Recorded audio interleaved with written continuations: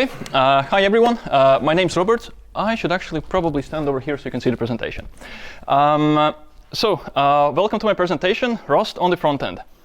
So let's start a little intro about me.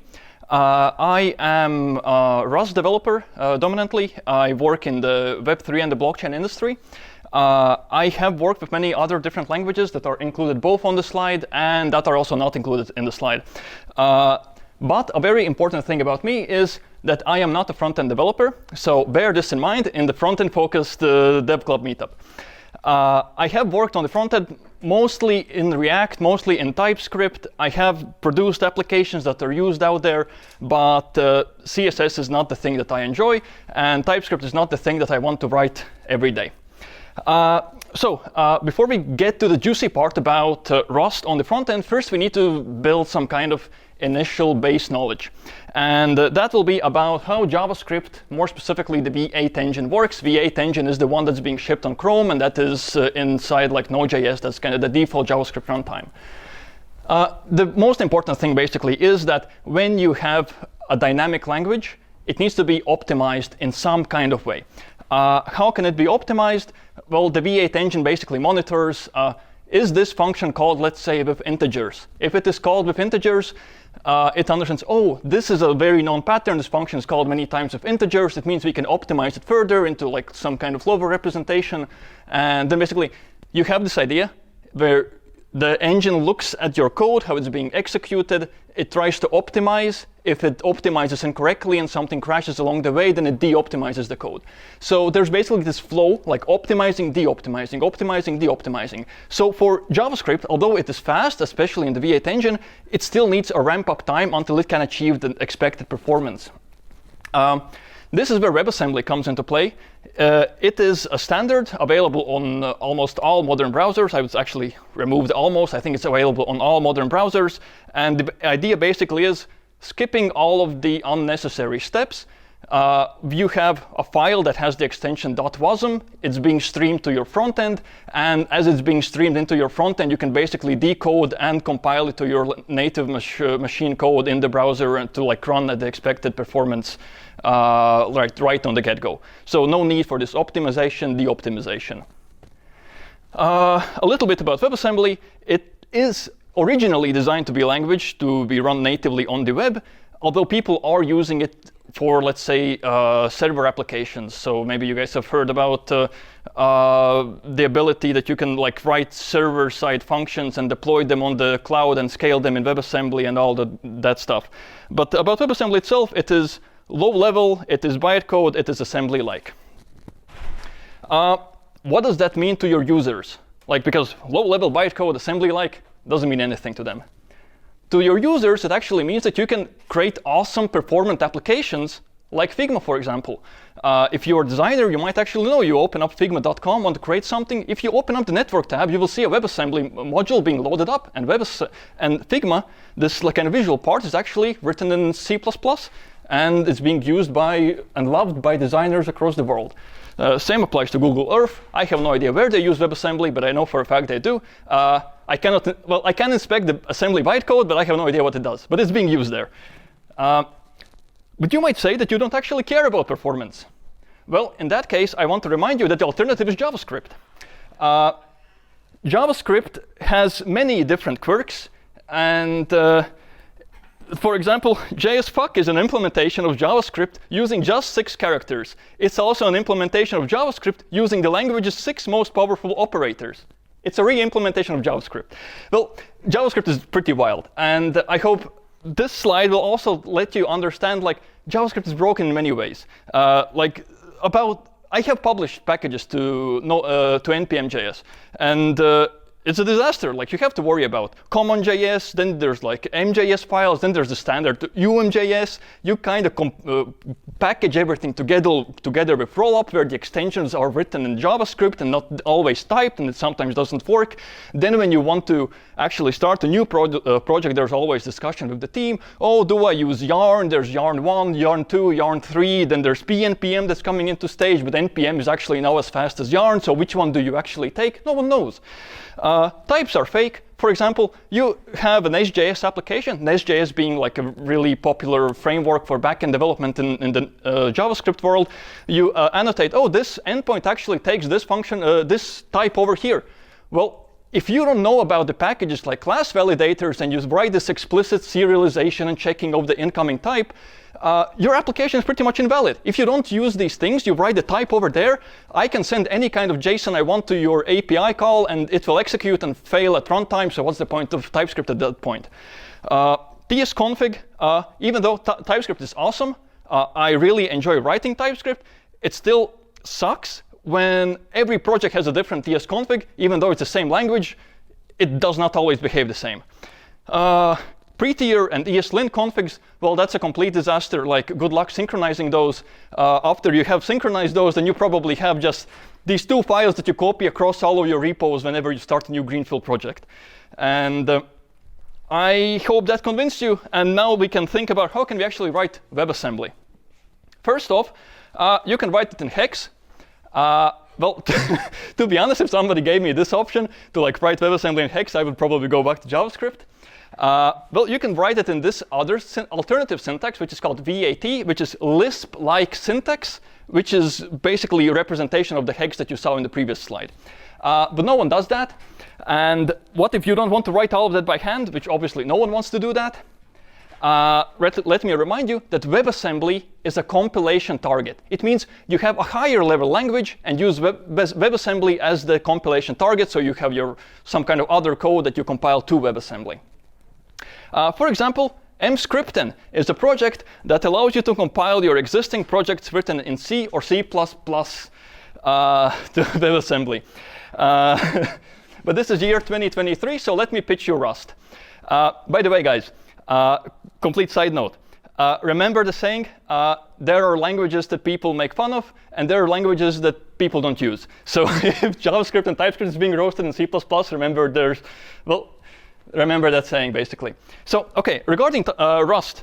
Rust is a modern language. It has a package manager called Cargo, which would be like alternative to like NPM or PNPM or like whatever you want to use from the JavaScript world. It has a strict compiler. You can imagine like tsconfig being cranked up to the max plus extra goodies from like the Haskellian world. It prevents a lot of memory-related bugs. People coming from JavaScript or TypeScript don't really care about this, but if you are a C or C++ developer, you probably have caused a lot of memory issues, and Rust basically will prevent those for you. It has other cool things, like, for example, the language does not have null types. It has the option type, which basically prevents you from kind of accessing values that are actually null. It doesn't have exceptions, which means there's no hidden control flow. What does it mean to have no exceptions? It means that every function that can potentially fail, it returns a value type of result. And the result can be either successful or unsuccessful. It means you don't have to worry about, oh, if I am throwing an exception here, who is actually going to catch that exception? You don't know. In Rust, you don't have to worry about that, because it's just like one level above, one level below. Very simple to follow the code.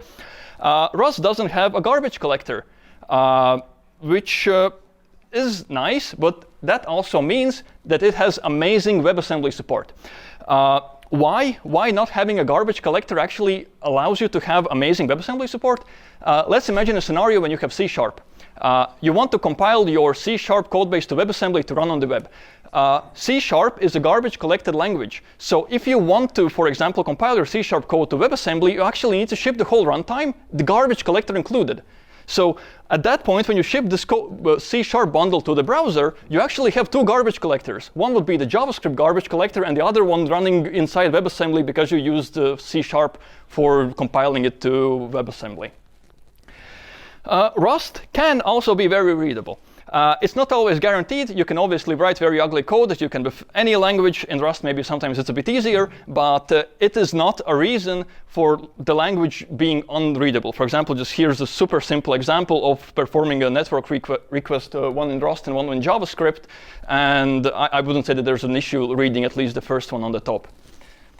And data just from yesterday, Stack Overflow published the results from their developer survey of 2023, and Rust is the most admired language. It means that everything in the world is still in balance. Everyone still loves Rust on the developer surveys, so we can move onward with that.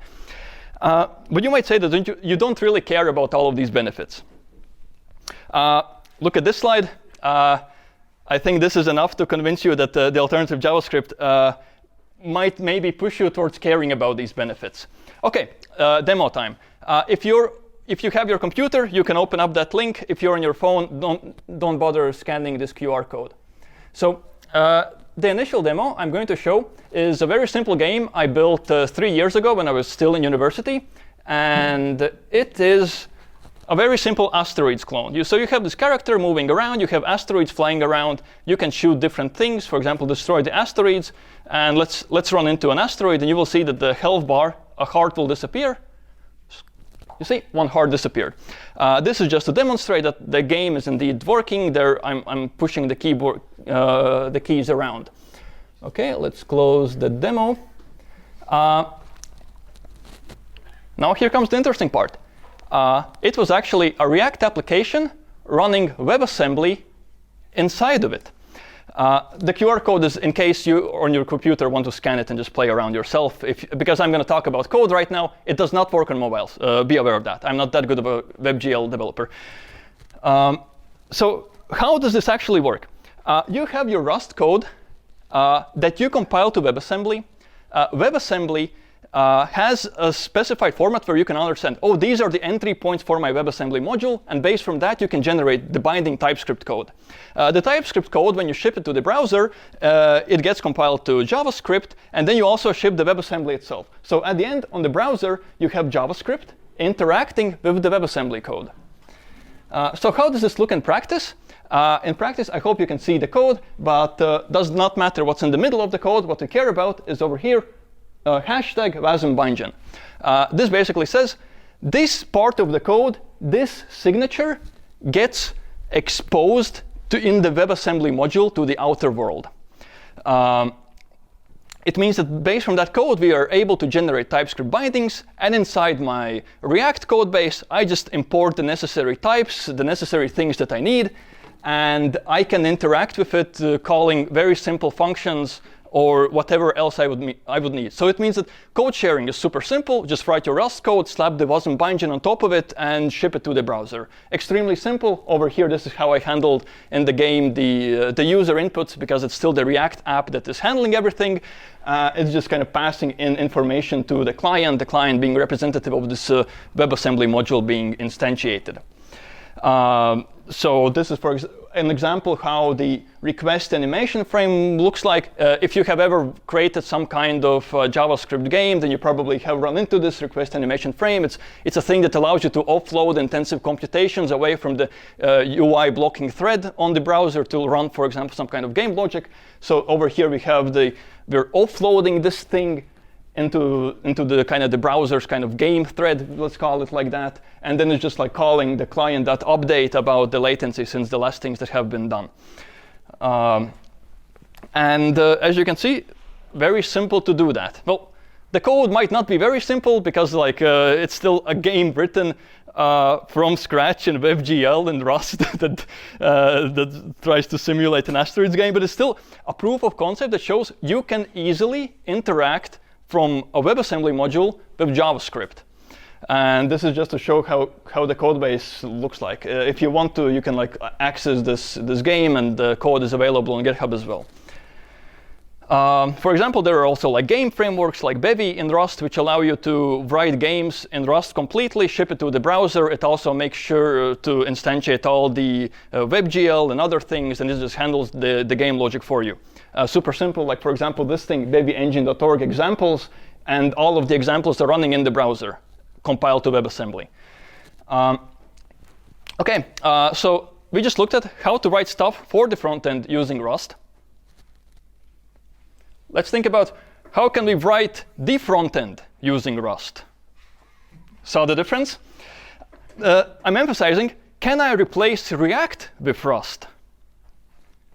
Foreshadowing, yes, you can. You can completely eliminate React from the equation of developing a front end. Although how it works is a bit quirky.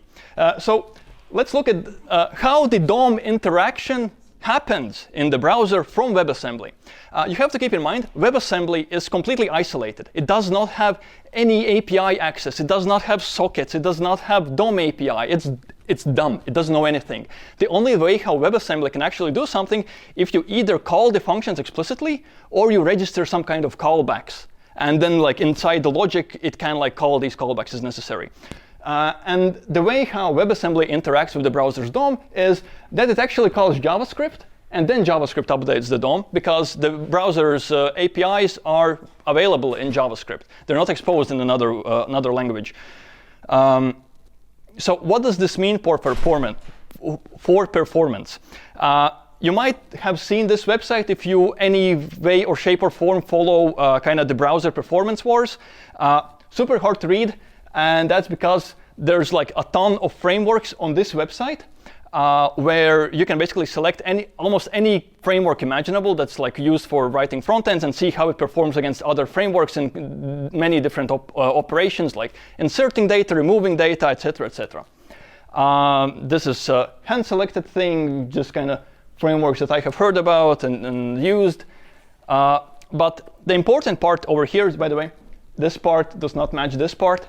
You can look at the colors over here. I'm going to talk about this part. The important thing about the front-end frameworks is that it doesn't really matter in which language your framework is written in. So hear me out. The most important part is the architecture that the framework has actually chosen for implementing the interaction with the browser's DOM. So at the very front, kind of the fastest thing out there that you can do with like DOM operations is calling vanilla JavaScript, like document.select blah, blah, blah. And it will be the fastest thing out there. Of course, like no one really likes that because we're like in the modern era of browser development, of front-end development. But the next thing after that, in terms for performance, is WASM-JS, which is basically Rust bindings for these specific DOM operations. And in terms of performance, WASM-JS is going to be just a little bit slower than vanilla JavaScript because it still needs to call the JavaScript. The JavaScript is still there, you cannot escape it. But if we're looking at the architecture of the frameworks, the next one after that, one of the popular frameworks that you maybe have heard about is Solid.js, which is in JavaScript. Then we have Leptos, which is a Rust, pretty much like Rust 3 implementation of Solid.js inside Rust. And in terms of performance, it's kind of next best thing to Solid.js. Following, we have Vue, then there's Sycamore, then there's Svelte, React, and the thing is, the ones in the bold are written in Rust. Those are Rust frameworks. And Vue, for example, is kind of like React/Elm implementation in Rust, and it's slower than React because it has a virtual DOM, so it still follows the same idea. Another thing that I want to emphasize is that there is no clear-cut solution for code splitting in WebAssembly. So as the application grows, the bundle size of WebAssembly is going to grow as well. This is a known issue. I think most of the Rust web framework developers, they're trying to like tackle this in some way or another. It's just a solution is definitely there, but it is not standardized in any way how to implement, let's say, on-the-fly WebAssembly calling other WebAssembly to kind of extend the scope of the work. And if you guys are interested, there's a super awesome YouTube video. It's like a 5-hour interview between the creator of Solid.js and the creator of Leptos, which is like the Rust implementation of Solid.js. They go through all the Rust frameworks. They go through the JavaScript frameworks about the architectures. I can give you guys the link if someone's interested. I also have a written summary of the whole 5 hours. So if you don't like watching videos, I can like share that with you as well. OK, talk the talk, walk the walk. Now that I have shown you that there are possibilities to do that, then let's see if I can actually do that. But there are a couple of restrictions. When I got the information that there's this, I can actually give this talk, it was like 10 days ago. 10 days ago, I got the information, oh, you can give this talk about Rust front-end development. Can you create something? And I was thinking, well, I am not a front-end developer, but I'm a fast learner. I need to showcase that you can do more than just a static website with Rust. only there's a single problem, that being that I have never used any Rust front-end frameworks up until this point, so I had to really speedrun and build something. So here comes the second demo time of what I actually built in the last 10 days. If you have your phones, you can actually scan this QR code, and it will be awesome if you actually do, because I have no idea if this will work for the larger public. This is the first time the software is accessing the outside world. So I'm going to give you guys a couple of seconds. OK, let's open up my website. So this is how the website looks like. Leptos demo trading platform. There's a really nice landing page built specifying the technologies that were used, the Leptos framework, Rust, obviously, and Tailwind CSS. Then there's the juicy part, the markets. OK, so let's talk a little bit about what I actually built. I didn't want to build just a static website. I wanted to build a website that updates in real time, that has real-time interaction. So on your phones, if you go to the markets section, and if you click on the first game over here, you will have a WebSocket connection that gets instantiated with the running server. And I have a very simple artificial implementation of an order book. So if you guys have ever done some kind of sports or game betting or gambling like that, there is this thing called the ladder view, which kind of just shows you like the state of the market, and you can place bets. For example, over here, we have lay bets, we have back bets. I have like 5 bots running in the background that are continuously placing the bets, and you can actually enter some kind of value in here as well and get, so let's say there's like 1,000 euros on this side. I can place an alternative back bet over here. I got matched instantly. So if I spam it a little bit, you can see the number going down. And if I scroll upwards, oh Jesus, cannot use the touchpad. OK, a little bit of bugs. It should have displayed them there. Oh yeah, now it showed. So matched backs, 200 euros. So the idea is you have a real-time application that communicates with WebSockets to the server, and you can perform some kind of interactions. Idea is quite simple. So if you guys still will want to try this out, you can actually, these markets, they're there. There's a first market with the bots, and then there are 2 markets without the bots. So if you play around on your phones, you can actually place bets against each other in real time as you're sitting here in the audience. I will talk about the code now. The QR code is going to be present on the next couple of slides as well. So if you're bored about code, then you can just like play around over there. OK, this is in case the demo didn't work. OK, let's get to the code. So over here, we have very simple HTML code of how the application was built. Aha, I tricked you. It is Rust code. It is not HTML code. So in Rust, we have this pretty nifty trick called macros. The developers of Rust, after they implemented macros, they said that this was the biggest mistake ever. But in hindsight, people are using Rust macros to expand the compiler in many unknown ways, as for example, embedding valid HTML code and parsing it at compile time and validating that all of the elements are present and you have not screwed up basically writing HTML. And this is what Leptos makes use of. It has this view exclamation mark macro, which allows you to basically write HTML inside Rust. This is like JSX of the Rust world. OK, let's talk about API calls. So when we had this markets view in the demo, you saw there were 3 markets, 1 with the bots and 2 with the bots. Without the bots, as I explained, the markets actually live on the server, so those are not statically coded on the front end. There's an API call that gets made to the server. Over here, we have just simple get markets, some kind of registration stuff for it to work. And this part of the code for the API actually lives in the same file where my component lives, in the same file. So what does this actually mean? It means that because I have a Rust server, it's kind of like Next.js, I would assume, that would be the closest alternative, that you have your component code that can run on the server side. On the server side, it can execute this get markets fully on the server, pre-populate the information. There's some really nice stuff about code streaming and other things that I will not get into.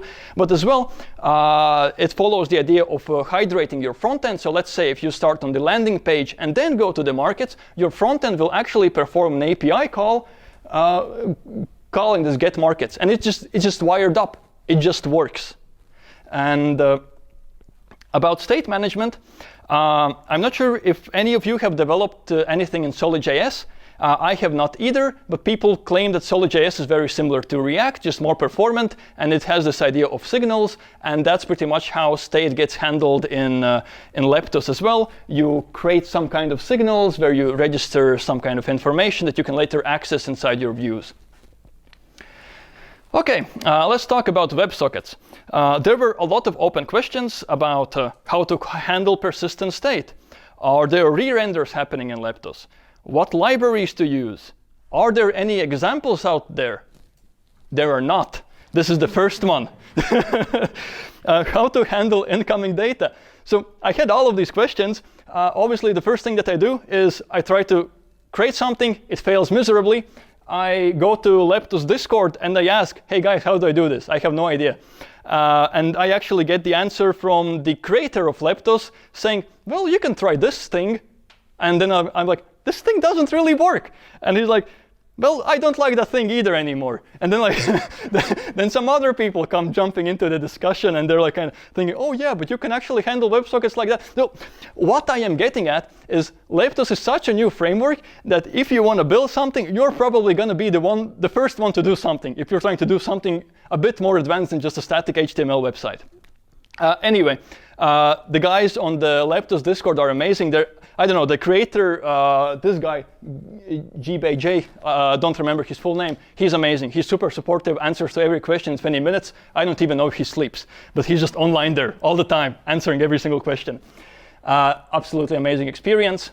Okay, but talking back about the code, it's actually quite simple. After you figure it out, everything's simple as always in programming. So you just instantiate the client, you receive new messages from the WebSocket client, and over here I am deserializing the messages, and then I am matching on the messages, like doing pattern matching over the different message types and updating the state or performing some kind of other action as necessary. A pretty cool thing that initially was not self-evident to me. So in React, you kind of have this rule. You only call use state at the root of your component. Use callback at the root of your component. What I am doing here, I am creating a signal, which is the equivalent of use state, in the middle of the body. It's just like, it's not attached to a component. It's just chilling there, just creating it there. And what does this mean? So when I had this market view previously, you saw it was basically a huge grid. So I have a huge grid over there, which is represented in an array of the state of the component. So I have an array which contains objects about each and every single kind of row of the table. And over here, when I am receiving a new tick set, which is kind of like this whole big object of this information, all I am actually doing is initially, on the initial time, I am wrapping them in signals, but later on, when I am updating individual patches of these elements of the table, I am only calling update. I'm finding the element inside this array, and I'm just calling update on each individual element. So this means that I am not, when I'm receiving new information in the React, it was usually assumed you create a new object, just use the spread operator. Otherwise, like everything's going to break, re-renders stop working, something else stops working. It just becomes very nasty. And over here, I am updating elements individually in an array because each of them are actually wrapped in kind of the signal thing. Talking about the code structure, it's actually fairly simple. I would say it's very similar to like how you would do it in React. Well, I'm kind of basing it from React. There are not a lot of examples to base this thing from. So yeah, I just have pages, I have different components, and then there's the logic of the server that basically kind of wires things up together. Talking about Tailwind, because obviously I had Tailwind, the thing is, you cannot really escape JavaScript. I still had to introduce a package JSON and a Tailwind config to have Tailwind support, but it was fairly simple. In the Tailwind config, I would just specify, look for files that have the extension .rs, and Tailwind would just do its magic.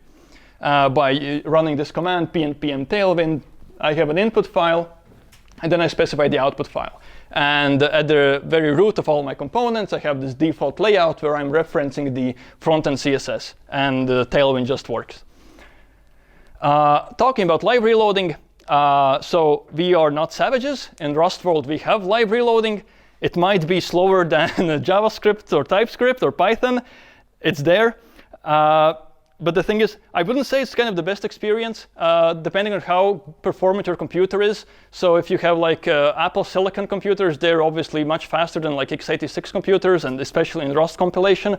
So the feedback loop is much faster. But if you're like on a default Intel CPU, then you will be waiting around like 10 to 15 seconds waiting for your Rust code to update when you change something on the front-end part of the code base. Maybe it can be improved by doing more package splitting. There are ways how to improve basically performance of Rust compilation, but I want to emphasize that it was not the best experience. Talking about deployments, so how did I actually deploy this full-on Rust front-end server thing? Also fairly simple. It's just like run cargo build release, and it generates a server binary, and it generates static assets for all of the front-end, including the frontend.wasm file. I put it all inside a Docker container, just move it there, and shipped it over to DigitalOcean, dropped it on a $5 app kind of instance of the app platform, and the server is actually running at like 5% RAM usage and 2% CPU usage. It's kind of just to show you that I can scale this thing for a very long time until I have a need to exit the $5 tier. Okay. Who is this actually for? I don't really expect people to start writing Rust frontends. I would assume this is a pretty good solution for me because I am writing Rust on the daily. I am working in a Rust-based team, and there are cases when we actually need to develop kind of demo to show to the stakeholders or someone else who basically cares about what we created. Not everyone's technical, so we need some kind of UI representation. So how we would do it in the past is either we have some guy on the team who wants to write the JavaScript frontend, or nowadays, at least in my team, we have a lot of Elixir developers, and the Elixir people would just use Phoenix Live View. But it still brings the issue that you have all this code synchronization. You need to expose some kind of API for your from your backend. You need to think about how are you going to sync the types. Do you have type generation?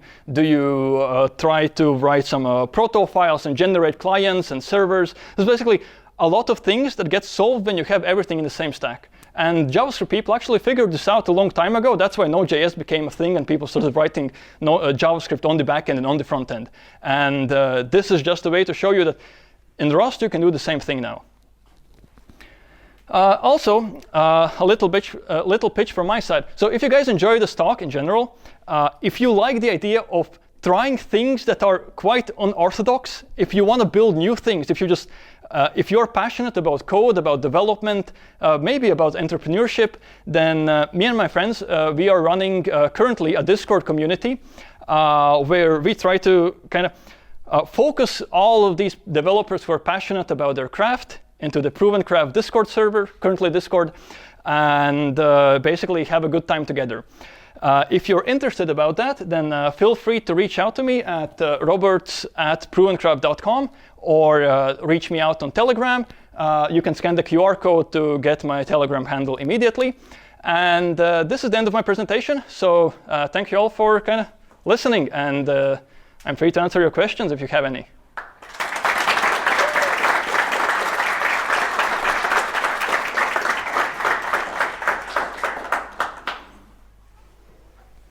So you've done an amazing job. Thanks for sharing it. And being a backend guy and had my very first step with Rust, I'm interested how WASM could work with multiple threads. Is that possible? Is Sandbox allowing it? It is possible in the later standards. when initially I was working on that WebGL game with the asteroids, it was developed around 3 years ago. Back then, it was not possible to have WebAssembly threads and multi-threading. It was like really painful. There was like an open standard for it, like proposal, but it didn't work back then. Nowadays, there is actually a possibility to make use of threads in WebAssembly. I have not tried it out myself, but I have seen enough examples, and I can find some links. So scan my QR code, ask for it, and I will try to find it. I have a couple of links saved. Thanks. Yeah, back there. How does the debugging process look like? The debugging process is very painful. That's the short answer. The thing is, you can perform these like, at least I am not a person who uses a debugger. I am a person who uses print line. That's my debugging technique, or unit tests. And in WebAssembly, you can do that. So there's like log exclamation mark macro where you can pass in the strings, and it will be logged out to the console of the browser. And that part will work. What will not work is if inside Rust you are calling the forbidden .onWrap to crash immediately, like if of any error, you're going to get like a nasty stack trace, and maybe sometimes it will point you to the correct part of the code base. Does not work always.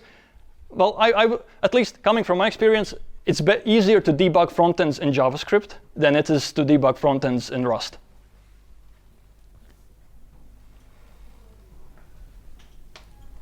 Okay, yeah, back there. Is anything happening in Web3 ecosystem in Rust? Because I used WebAssembly with Blazor, and that time was a problem with integrating some sort of third-party wallets for Yeah. Okay, I will repeat the question in case someone didn't hear, and so the mic can pick it up as well. So the question was, is there anything happening with Rust and WebAssembly in the Web3 space? The person who asked the question said that he had used C# with Blazor in the past, which, by the way, judging from the front-end benchmarks, is a huge mistake. Never do that. The short answer is yes. In the Web3 space specifically, many of the blockchain nodes are written in Rust. For example, Solana, Near blockchain. Smart contracts are using, smart contracts is basically a way how you can run custom code in the blockchains using the blockchain state. So there are languages like Move, for example, that is also fully written in Rust, which is a custom programming language for writing smart contracts that you can compile to WebAssembly and run on the nodes. So WebAssembly and Rust are very dominant in the Rust space. Although I have to say that the majority of the Web3 space is actually dominated by Go and Solidity. Those are kind of the two main languages, Solidity being a smart contract language for also writing smart contracts, and Go being also a language for writing the nodes. But these are kind of like the two competing sides of the Web3 space. There's work to be done if you want to switch into the space. Sorry, I would say it's JavaScript. Oh yeah, JavaScript is, especially if you're interacting with smart contracts or frontends, yeah, definitely JavaScript is all the time there. Also depends on like which side of the stack you're in, because previously I was working dominantly in this kind of Solidity side. That means writing a lot of JavaScript and TypeScript for the Web3 space. Recently switched jobs, and now I am writing full-time Rust, and it's kind of expected to go inside the nodes. That's kind of the work atmosphere that I'm in. Yeah, so that depends on which side of the coin you land in the Web3 space.